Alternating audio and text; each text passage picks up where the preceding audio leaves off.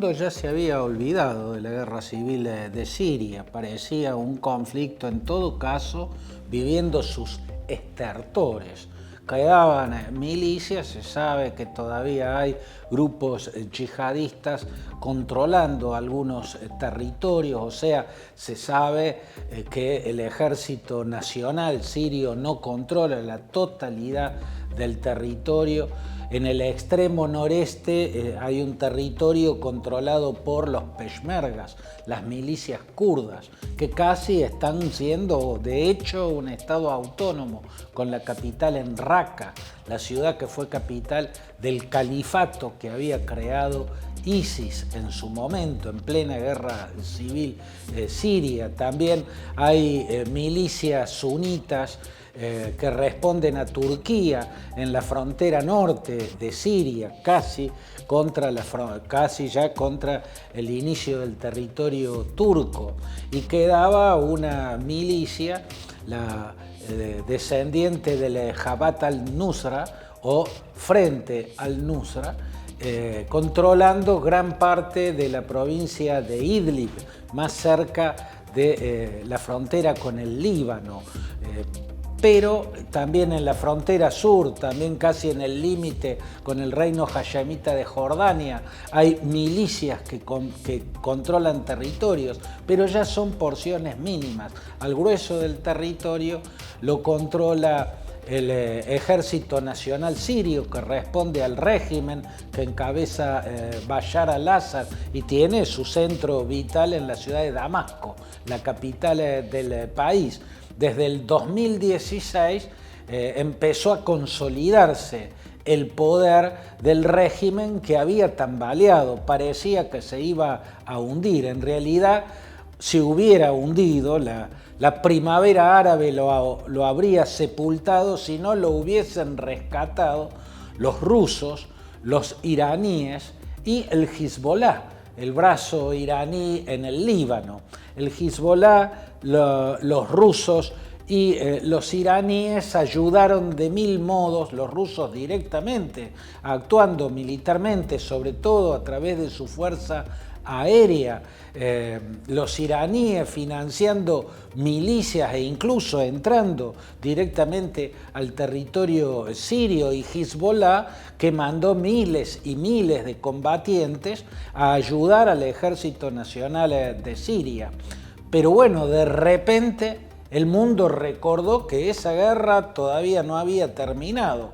De los estertores, o sea, de esos que ya eran síntomas de un final leve pero inexorable, revivió la guerra cuando se produce una suerte de ofensiva relámpago, una blitzkrieg, ¿no? Una guerra relámpago en el cual la milicia yihadista que está en la provincia de Idlib sale y marcha hacia Alepo.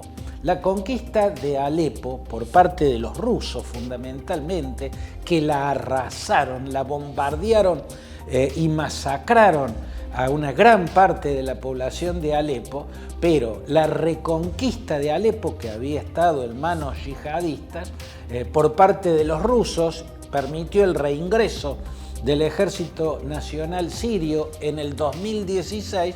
Ese fue un punto de inflexión a partir del cual el Ejército Nacional Sirio y el régimen de Bashar al-Assad empezaron a recuperar territorio. Cuando se pensaba que esto ya estaba en la antesala del final, viene la ofensiva de este fin de semana, viene esa blitzkrieg, esa guerra relámpago por la cual la milicia que estaba en la provincia de Idlib sale, marcha hacia Alepo y la conquista, incluso con los aviones rusos bombardeando a los yihadistas. Los yihadistas llegan hasta Alepo, se dispersa, entró en desbande el Ejército Nacional Sirio, los yihadistas llegaron hasta el centro de Alepo y hoy controlan esa ciudad, que es nada menos que la segunda ciudad más grande y más importante de Siria. De hecho, durante muchos años, Alepo fue la ciudad más poblada de Siria, fue la ciudad más grande de Siria. Últimamente lo es Damasco, la capital, pero Alepo está ahí nomás, es la segunda. Que Alepo haya vuelto a caer en manos de las milicias rebeldes, bueno, es una señal casi de nocaut contra el régimen de Bashar al-Assad, del régimen que protege la República Islámica de Irán, la Rusia de Vladimir Putin y Hezbollah. ¿Cómo pudo producirse esto? Bueno, en parte porque Hezbollah, que era el que mantenía a raya a las milicias yihadistas que controlan la provincia de Idlib, salió muy debilitada de su guerra última con Israel. Quedó diezmado su aparato militar, se redujo muchísimo su estructura militar, perdió muchísimos combatientes y quedó diezmada la cúpula de Hezbollah. Hezbollah sale debilitado de la guerra que acaba de sostener en el Líbano, en territorio libanés, con Israel. Y ahí hay un músculo que se debilita para defender al régimen de Bashar al-Assad. También Rusia está en una situación complicada, mantiene su presencia militar. Rusia defiende al régimen de Bashar al-Assad porque el régimen es el que garantiza que las bases navales en Tartus, base aérea y naval en Tartus, en la región de Latakia, que es la zona costera de Siria, la zona donde Siria tiene costas del mar Mediterráneo, y otra base militar que tiene en Homs, van a seguir en manos de Rusia. Rusia, el padre de este dictador, el padre de Bashar al-Assad, que era el creador, fue el creador del régimen alawita, Hafez el-Assad, fue quien en 1970 firmó un pacto con los soviéticos para tener el apoyo de la Unión Soviética y les entregó un puerto en Tartus, ¿no? Y ahí está la base soviética que hoy es de Rusia y es la única base militar que tiene Rusia sobre el mar Mediterráneo. Miren si no la van a defender los rusos. Pero Rusia está empantanada en la guerra en Ucrania, está concentrada en la guerra que libra en Ucrania, está poniendo todo su esfuerzo, incluso los estuvo asistiendo con armamentos, con drones, sobre todo la República Islámica de Irán. Los norcoreanos le dieron municiones y le dieron armamentos y últimamente le empezó a enviar soldados. 10.000 combatientes norcoreanos se están sumando a la guerra en Ucrania, por supuesto del lado de Rusia.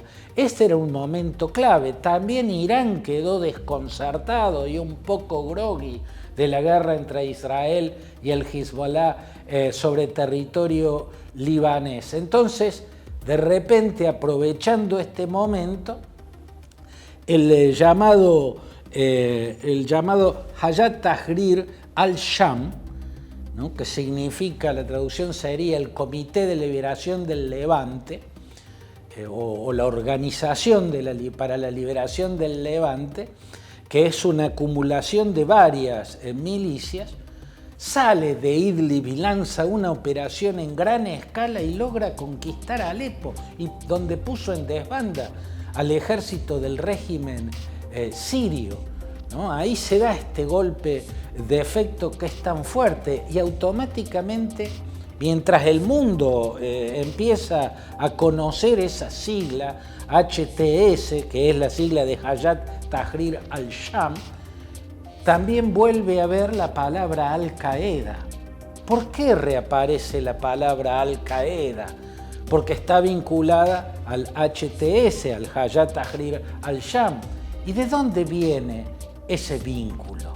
Bueno, viene de que en esa coalición de milicias que es el Hayat Tahrir al-Sham, la fuerza principal, la milicia más grande, era el Jabhat al-Nusra, o Frente al-Nusra, que fue el brazo de Al-Qaeda en la guerra civil de Siria.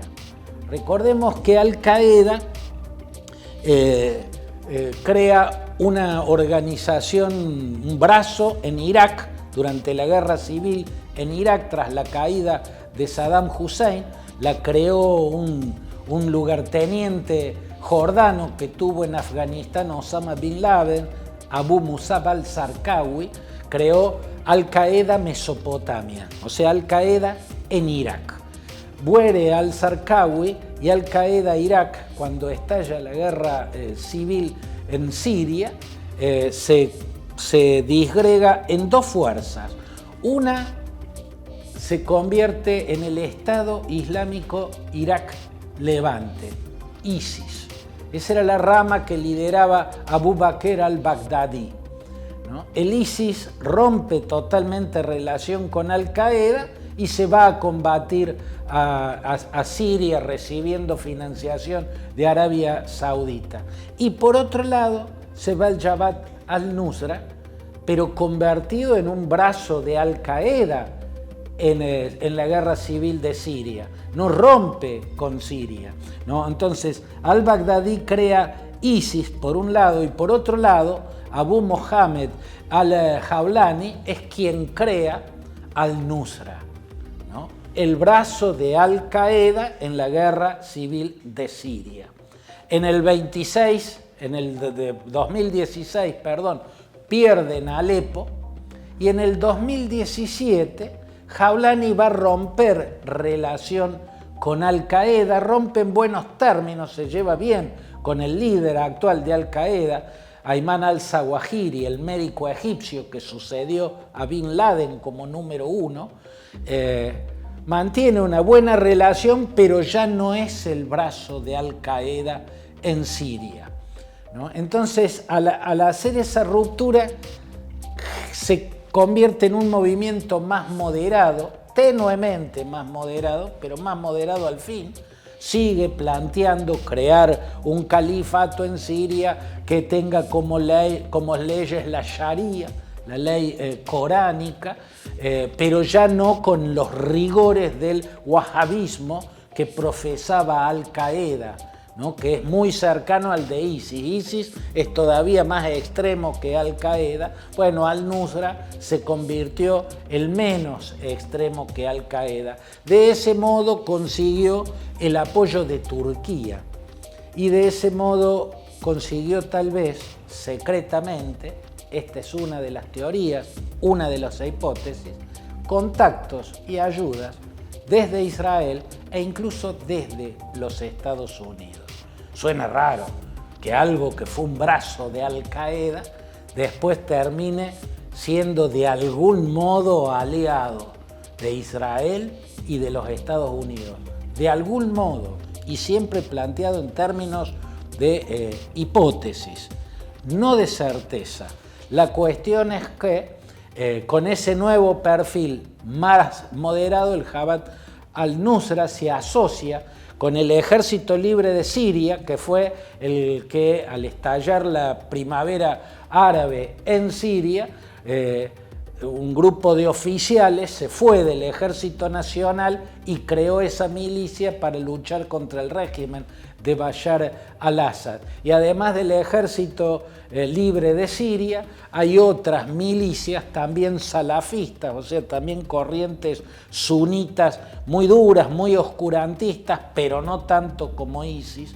La cuestión es que en el Hayat Tahrir al-Sham están muchas fuerzas yihadistas, los que no están son los peshmergas kurdos y tampoco ISIS. Ellos han dado este golpe. Por cierto, Rusia, con la presencia que le queda, va a seguir apoyando al régimen, sus aviones van a seguir bombardeando, los iraníes van a tratar de ayudar al Ejército Nacional Sirio a recuperar Alepo, van a entrar ayudas de todos lados para que lance su contraofensiva.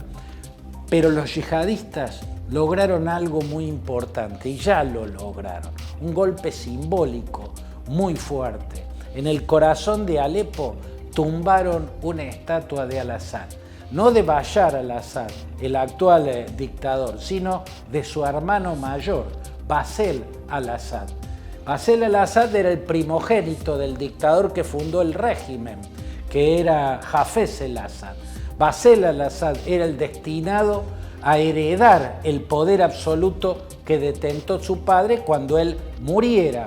Pero Bashar al-Assad tenía dos pasiones. Era ingeniero y era militar, tenía el grado de coronel en la Guardia Republicana, pero tenía dos pasiones: los caballos, la equitación y los autos de alta gama y andar a altísimas velocidades. Precisamente a altísimas velocidades en un auto de alta gama, para colmo, sin llevar el cinturón de seguridad.